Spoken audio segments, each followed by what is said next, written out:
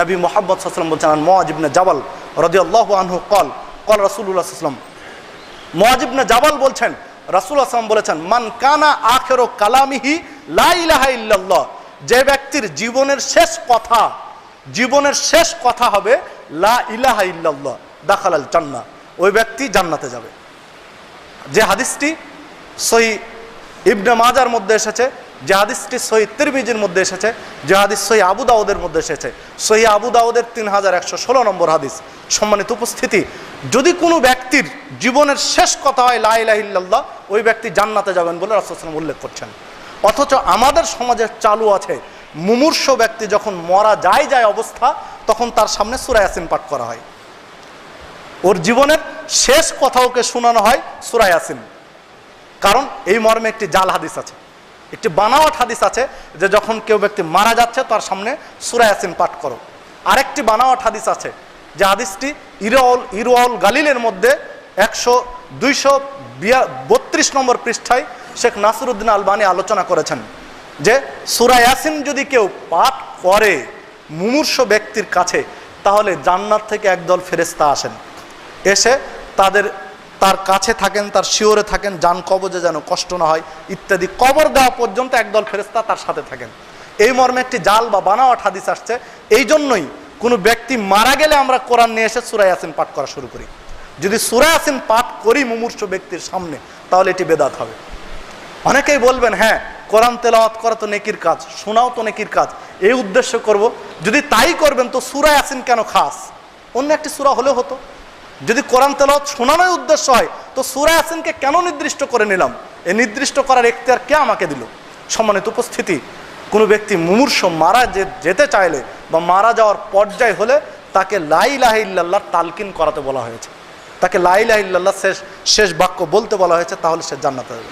তাই আসুন আমরা খেয়াল রাখি সুন্নাতগুলো সংরক্ষণ করার জন্য। সুন্নাত যদি সংরক্ষণ করতে না পারি, তাহলে কোনো ইবাদত করে কোনো ব্যক্তি জান্নাতে যেতে পারবে না। নবী মুহাম্মদ সাল্লাল্লাহু আলাইহি ওয়াসাল্লাম বলছেন, ইন্নাল্লাহা মাজাবা তাওবাতান কুল্লি সাহিবে বিদআতিন হাত্তা ইয়াদা বিদআতাহু, একজন ব্যক্তি যখন বিদআত করে, তখন ওই ব্যক্তির কোনো আমল আল্লাহর কাছে গ্রহণ হয় না, যতক্ষণ পর্যন্ত ওই বিদআত থেকে ফিরে না আসে।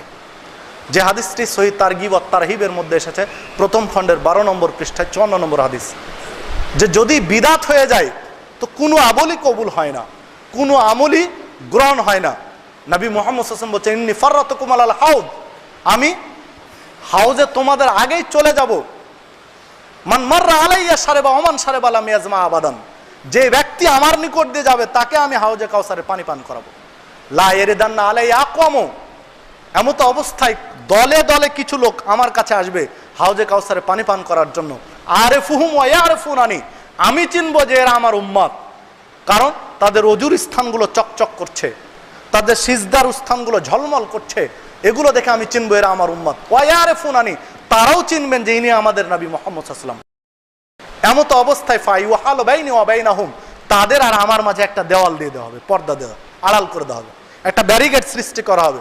ফা আকুলো, তখন আমি বলবো ইন্নাহুম মিন্নি, ফেরেশতাদেরকে বলবো এরা তো আমার উম্মত, কেন আসতে বাধা দিচ্ছ? কেন এদেরকে ব্যারিকেড দেওয়া হলো, আমার কাছে আসতে দেওয়া হচ্ছে না? তারা তো আসতে চাচ্ছে, এরা তো আমার উম্মত। তখন ফেরেশতা বলবে যে ইন্নাকা লা তাদরি মা হাদাসু বাদাক, মুহাম্মদ সাল্লাল্লাহু আলাইহি ওয়াসাল্লাম আপনি জানেন না, আপনার মৃত্যুর পরে এরা আপনার সুন্নাতের বিকৃতি ঘটিয়েছে। আপনি করেছেন একরকম, ওরা করেছে আর এক রকম। আপনি পাঠ করতে বললেন আয়াতুল কুরসি, ওরা আয়াতুল কুরসি পাঠ করে বুকে ফুঁ দিল। আপনি বললেন নিল্লাদি ওয়া আত্তা, আর ওরা বলল নিল্লাদি ওয়া আত্তা ওয়াদ দারাজাতার রাফিয়া ইন্নাকা লা তুখলিফুল মিয়াদ। আপনি বললেন একরকম, দোয়া পাঠ করতে বললেন, দোয়া পাঠ করলেন, আজানের দোয়া পাঠ করতে বললেন, ওরা আবার আসমানের দিকে তাকিয়ে বলল, ইত্যাদি ইত্যাদি। যে মা হাদাসু বাদাক, আপনার শরীয়তের কিভাবে বিকৃতি ঘটিয়েছে, কত পরিবর্তন করেছে আপনি তা জানেন না, আপনার মরার পরে এগুলো করেছে।